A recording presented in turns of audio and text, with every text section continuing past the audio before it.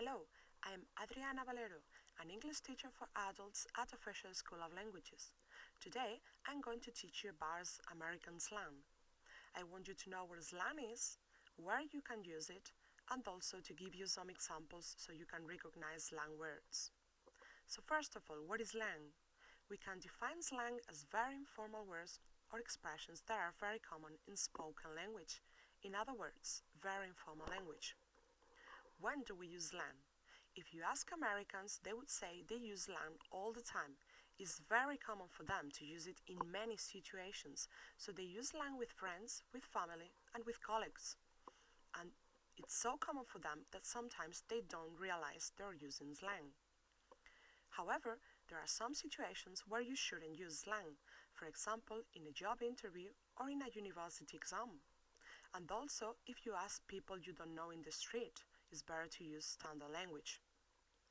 Why do Americans use slang? Well, they use it because it's part of their language and their culture. They have grown up using it. They use it to show familiarity with other speakers. They also use it to be brief and concise, since some slang words are shorter and more direct than standard.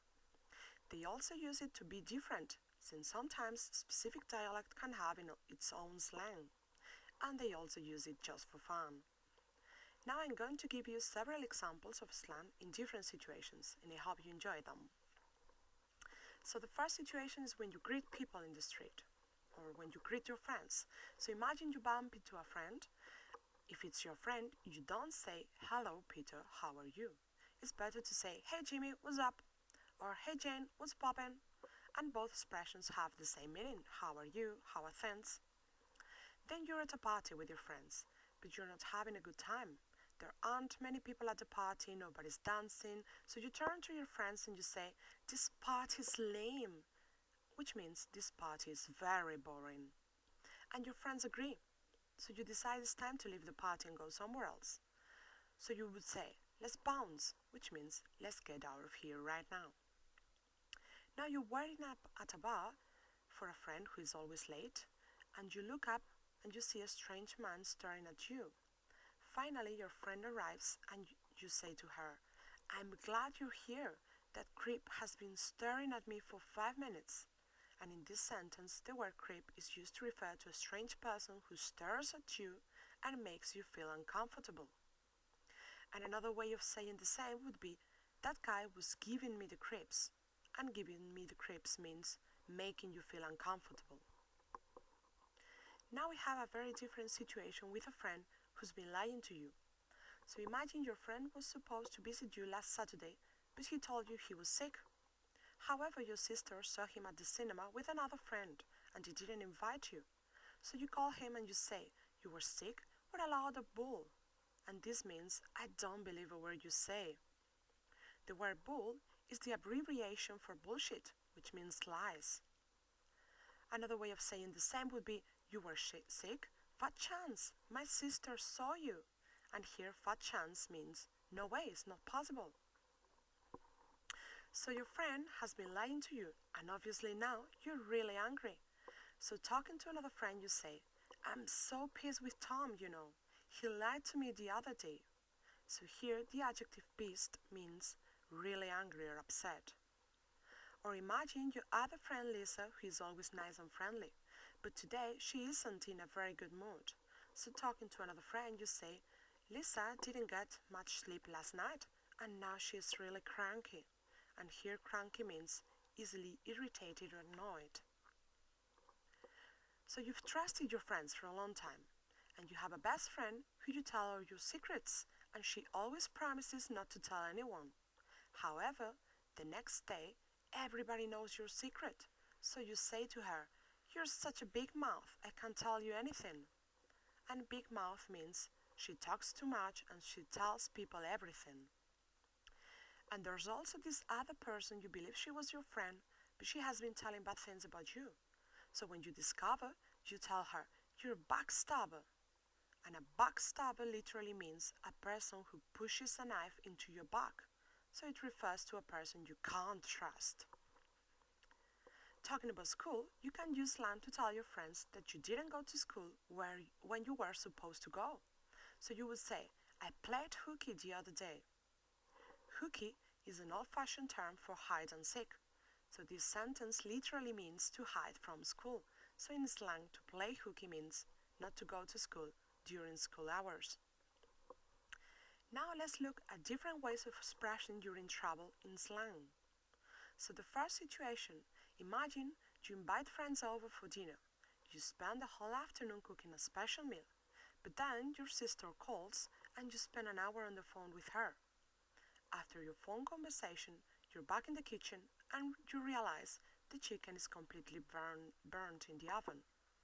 So when your friends arrive for dinner, you turn to them and you say, I messed up the dinner and we have to eat out. So this sentence means to mess up the dinner is to ruin the dinner. If we look at the second situation, you can use this sentence when you're in real trouble. So imagine you're a teenager and you're going out with friends. Your father has a car, but he never lends it to you. But it's Saturday night and there's a party on the other side of town. So you decide that since your father is already sleeping, you can take the car. So you take the car, you pick up your friends, and on your way back, a cat crosses the street, and to avoid running over it, you crash into a tree. Now you would say to your friends, we crashed my father's car, we're screwed. And this means that you're in real trouble, your father is going to be very upset. Now let's look at a completely different situation. You're teenagers again, but now you're talking about girls. You're at high school and you see a new girl you've never seen before. She's probably the new girl at school. So you tell your friend, that girl is a cutie. And cutie means very beautiful. And the following day, your friend, the big mouth, is talking to other students in your class and say, you know that new girl at school? Peter saw him the other day, and she really blew him away. And in this context, to blow somebody away means to impress somebody. So Peter was really impressed by the new girl at school. Now talking about excesses, when somebody eats too much, you can say in slang to pig out. So imagine you go to a buffet lunch and all the food looks delicious. So you start trying everything and after an hour you say I pig out and now I have stomachache, which means that you definitely ate too much. The second situation is related to the well-known term couch potato. So imagine you've been working hard the whole week. So when you get to the weekend, you feel so tired that you don't want to go out, you just want to rest. Your mother calls on Sunday night to ask you about your weekend and you say, I was so tired I begged out the whole weekend, which means I sat on the sofa in front of the TV the whole weekend like a vegetable, doing nothing. The following slang words are used to refer to people who lack intelligence. The first word, airhead, can be used to talk about a person who is so stupid that they can't even think, someone whose head is full of air, in other words, full of nothing. For example, imagine two friends talking about a third boy, and one says, you know Tommy, he crashed his bike into a tree the other day just because he wanted to know what it felt like. He's such an airhead. And here, airhead means dumb, not smart. The second word, moron, is used to insult somebody who you think is an idiot. For example, imagine girls talking at school and they say, that guy's such a moron, he's always insulting girls for no reason. Now, if you want to express craziness, you can use the slang expression, she's bonkers.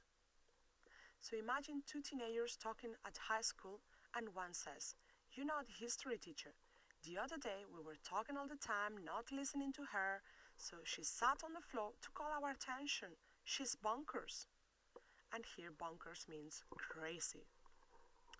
The second expression, to go bananas, is very funny.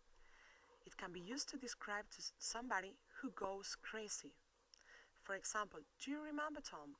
When his girlfriend left him, he went bananas, meaning that he went crazy. Etymologically, this expression comes from the zoo, since when monkeys are given bananas, they eat them so enthusiastically that they look crazy. So when you use go bananas for people, you mean go crazy. And finally, there are several ways to say goodbye in slang. The first word, peace, is an informal way to say bye. So you can say, peace everyone, I'm leaving. And the second, see ya, is the informal form of see you later. And that's all about slang, so I hope you enjoyed the explanation. See ya!